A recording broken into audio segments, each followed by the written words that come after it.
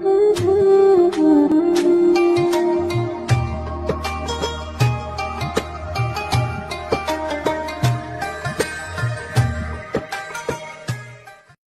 kunut subuh itu ada dalilnya? Kunut subuh itu ada dalilnya. Kunut subuh terus menerus ada dalilnya. Hadisnya dhaif. Dhaif itu artinya apa? Lemah. Lemah itu boleh dipakai atau tidak? Nggak boleh dipakai. Ingat tuh, hadisnya ada dhaif. Kalau dhaif nggak boleh dipakai. Bahkan ada sahabat bertanya, seorang anaknya dari sahabat bertanya, wahai ayahku, engkau pernah sholat di belakang di belakang Rasulullah SAW, Abu Bakar, Umar, Uthman, Ali, apakah mereka kunut subuh? Dijawab oleh bapaknya, ai bunayya muhdatsun, wahai anakku, kunut subuh itu muhdats. Apa makna muhdats?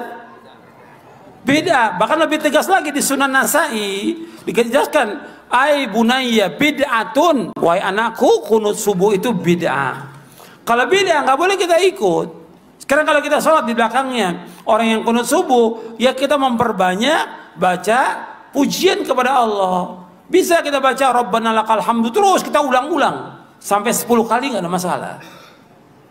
Bahkan Nabi pernah membaca li rabbil hamdu li rabbil hamdu li rabbil hamdu li rabbil hamdu terus sebanyak-banyaknya. Bab saat itulah saat memuji kepada Allah. Mereka kunut, biarkan mereka kunut. Kita baca pujian kepada Allah. Jangan ikut kunutnya dia. Tapi kalau dia sujud, wajib ikut. Karena kita bermakmum dengan imam. Nggak boleh kita menyalahi imam. Tapi ketika dia berbuat beda, nggak boleh kita ikut bid'ahnya. Jelas? Kemarin banyak persoalan-persoalan tentang kunut. Kunut itu bid'ah katanya, Ustaz. Begini. Anda boleh punya pendapat. Tapi Anda jangan lupa ada ragam pendapat dari para ulama. Maaf ibu bapak sekalian. Keterangan hadis kunut itu bid'ah terdapat di hadis ada An-Nasai, ada juga di Al-Bukhari. Turunkan semua hadisnya. Anda tahukah Anda riwayat hadisnya itu juga kunut? Imam An-Nasai mazhabnya Syafi'i, beliau kunut. Imam Al-Bukhari mazhabnya Syafi'i, beliau kunut. Saking objektifnya beliau riwayatkan tentang sahabat yang tidak kunut. Kenapa beliau tidak kunut? Karena dalam hidupnya tidak pernah melihat Nabi kunut. Sahabat ini, tapi kan yang lain banyak sahabat juga. Di ketika Nabi berjalan, tidak semua sahabat ikut. Nabi ke Badar, sebagian sahabat ikut. Nabi ke Uhud, sebagian sahabat ikut. Tidak setiap tempat sahabat ikut semua. Saya mau ke Uhud ya, semua semadinah ikut ke Uhud. Madinah kosong. Saya ke Badar ya, saya ke Taif ya. Apa semua ikut? Tidak, semua menyebar. Makanya ketika Nabi perjalanan, sebagian sahabat ikut. Nah, ada seseorang ketika berada di belakang Nabi, setiap dia sholat di belakang Nabi, dalam keadaan subuh, Nabi tidak kunut. Sedangkan sifat sahabat itu mengamalkan apa yang dilihat. Jadi yang dia lihat itu yang diamalkan. Misal, Wa'il bin Hujur, sholat di belakang Nabi, Nabi turun pakai lutut. Abu Hurairah sholat di belakang Nabi, Nabi turun sujud pakai telapak tangan. Walaupun keduanya tahu riwayat itu, tapi mohon maaf, mereka mengamalkan apa yang dilihat. Wa'il pakai lutut, Abu Hurairah pakai telapak tangan. Dua-duanya benar, yang salah yang pakai kepala duluan. Belum apa-apa sudah ramai kepalanya, ini bid'ah, ini salah, ini. Itu, muka Anda dari ujung kepala sampai ujung kaki bid'ah itu. Kenapa? Karena Anda tidak belajar hadis dengan ilmunya. Ini yang tidak kunut di belakang Nabi karena dia sholat di belakang Nabi, Nabi nggak kunut. Tapi ada sebagian sahabat sholat di belakang Nabi, Nabi pernah kunut. Ada Abdullah bin Umar, Nabi mengajarkan kunut pada Al-Hasan cucunya. Dari situ disimpulkan oleh ulama. Apa kesimpulannya? Yang mau kunut silahkan. Maka Imam Malik kunut, kunutnya sebelum ruku disirkan. Imam Malik itu Masya Allah, anak sahabat besar. Anas bin Malik, lahir anaknya Malik bin Anas, 93 Hijrah, lahirnya di Madinah, tumbuh di Madinah, besar di Madinah, jadi mufti di Madinah, wafat di Madinah, dikenal dengan Imam Madinah, Darul Hijrah, Imam Madinah kunutnya sir. Imam Syafi'i muridnya Imam Malik, lahir tahun 150 Hijrah, kunut. Beda dengan gurunya, Syafi'i dijaharkan, kunutnya ba'da ruku, bangun setelah i'tidal dijaharkan. Bacaannya sama dari Nabi, Allahumma hdini fiman hadid. Kalau jadi imam, Allahumma hdina fiman hadid. Imam Abu Hanifah wafat tahun 150 Hijrah, memilih yang tidak kunut, ngambil hadis sahabat yang tadi.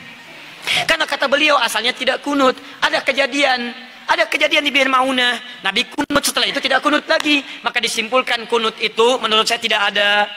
Karena sementara saja, setelah itu tidak ada. Maka kembali ke asal, tidak ada kunut. Abu Hanifah tidak kunut. Diamalkan itu dari yang tadi. Imam Ahmad datang kemudian, lahir tahun 163 Hijrah. Imam Ahmad muridnya Imam Syafi'i. Syafi'i muridnya Imam Malik. Imam Malik masa yang sama dengan Imam Abu Hanifah. Wafatnya duluan Abu Hanifah. Apa yang terjadi dengan Imam Ahmad? Kata Imam Ahmad, saya ambil yang pertengahan, tengah-tengah saja. Ini kunut jahar, ini tidak kunut. Saya ambil tengah-tengah. Apa tengah-tengahnya? Nabi kunut saat ada peristiwa besar membutuhkan doa. Sebelumnya tidak kunut. Saat ada peristiwa itu beliau kunut. Setelah itu tidak kunut lagi. Menurut pemahaman Imam Ahmad bin Hanbal. Maka saya simpulkan kunut itu saat ada peristiwa besar saja yang butuh doa. Peristiwa besar butuh doa namanya nazilah. Maka dikenal dengan kunut nazilah. Tapi hebatnya Imam Ahmad dengan Imam Syafi'i tidak ada masalah. Salat di belakang Imam Syafi'i beliau kunut. Imam Syafi'i salat di belakang Imam Ahmad beliau tidak kunut. Imam Syafi'i datang ke tempat Imam Abu Hanifah. Imam Abu Hanifah sudah wafat. Ketika beliau memberikan ilmu di tempatnya, kemudian diminta jadi imam saat subuh, beliau tidak kunut. Selesai itu kata muridnya, "Syal Imam, kenapa Anda tidak kunut?" Kata Imam Syafi'i, "Saya menghormati pendapat di tempat Imam Abu Hanifah yang tidak kunut." Luar biasa. Imam besar, ahli fikih, imam madhab, ahli hadis, paham hadisnya, tidak ada masalah. Antum bukan imam besar, jadi makmum kadang-kadang, Quran belum hafal, hadis belum tahu, Masya Allah, gara-gara masalah kunut, pada tidak ke masjid. Yang kunut benar, yang tidak kunut benar, yang salah yang tidak sholat subuh. Tuh, ini masalahnya. Jadi kalau guru-guru bersanad itu enak. Silakan, Imam Malik wafat di Madinah, tapi mazhabnya menyebar di Libya, Tunisia, Maroko. Jadi kalau antum ingin melihat mazhab ahli Madinah dulu, prakteknya di Libya, prakteknya di Maroko, prakteknya di Tunis. Tiba-tiba datang orang sekarang yang tidak tahu ilmu mengatakan, Masya Allah, lebih bagus orang Madinah dibanding dengan orang Libya. Dipecah-pecah kita di situ. Padahal dua-duanya bagus. Madinah sekarang mazhabnya Ahmad bin Hanbal, datang belakangan. Yang dipraktekkan di Madinah dulunya mazhab Imam Malik, datang Imam Syafi'i, dipraktekkan Imam Syafi'i. Sekarang, maaf, yang pimpin itu mengambil mazhab Imam Ahmad bin Hanbal, dipraktekkan di dalamnya, dipraktekkan mazhab Imam Ahmad bin Hanbal.